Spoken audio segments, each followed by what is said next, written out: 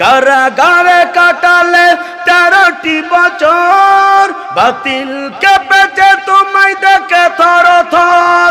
আমার শ্রদ্ধ ব্যক্তিত্ব, তিনি একটা কোরআনের পাখির একটা গজল পরিবেশন করেছিল না, তিনি নিজেই গিয়েছিল, যেটা ভাইরাল হয়েছিল। আমি একটা কলি আপনাদের শুনিয়ে আজকের মাহফিল থেকে বিদায় নিতে চাই। 2 মিনিট সময় দেবেন ভাই। আল্লামা সাঈদী তুমি মরণি, শহীদ হয়েছ তুমি এটাই জানি। আল্লামা সাঈদী তুমি মরণি, শহীদ হয়েছ তুমি এটাই জানি। আল্লামা সাঈদী তুমি মরণি, শহীদ হয়েছ তুমি এটাই জানি। শহীদ হয়েছ তুমি এটাই জানি। কারাগারে কাটালে 13টি বছর, বাতিল কেঁপেছে তোমায় দেখে থর থর। কারাগারে কাটালে 13টি বছর, বাতিল কেঁপেছে তোমায় দেখে থর থর। তুমি যে ছিলে মোদের নয়ন মনি, তুমি যে ছিলে মোদের নয়ন মনি, শহীদ হয়েছ তুমি এটাই জানি। আল্লামা সাঈদী তুমি মরণি, শহীদ হয়েছ তুমি এটাই জানি।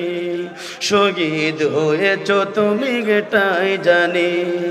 দেহ মাঝে যতদিন ছিল তব প্রাণ, বলেছিলে তুমি সেই প্রভুর কালাম।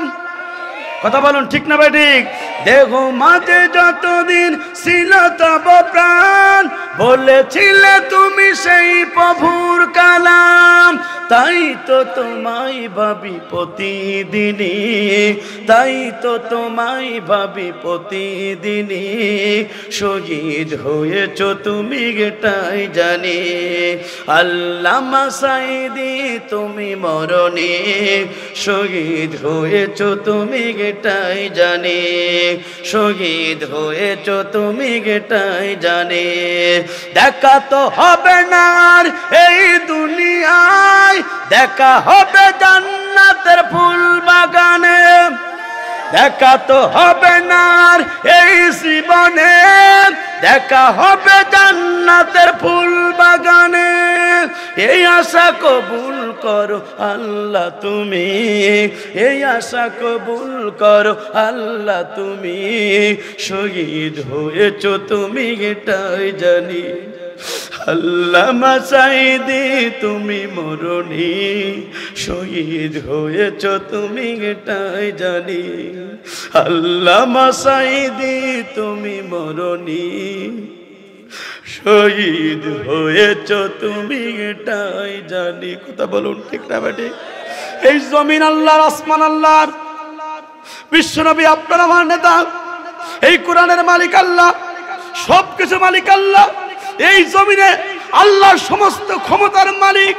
এই দাওয়াতি কাজ করার কারণে এই জমিন থেকে জালেমরা একজন গোটা পৃথিবীর হক্কানি আলেম, যিনি 1000 বছরের ভিতরে তৈরি হবে কিনা জানি না, এই জালেমরা কোরআনের কথা বলার কারণে আল্লামা সাঈদীকে তারা পৃথিবীর মাঝ থেকে ভারতকে খুশি করার জন্য তারা বিদায় গ্রহণ করলো।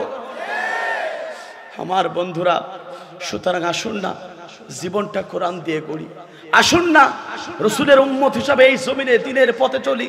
আসুন না আপনার আমার জীবনটাকে শয়তানের রাস্তাকে না চালিয়ে আল্লাহর কোরআনের রাস্তায় চলি।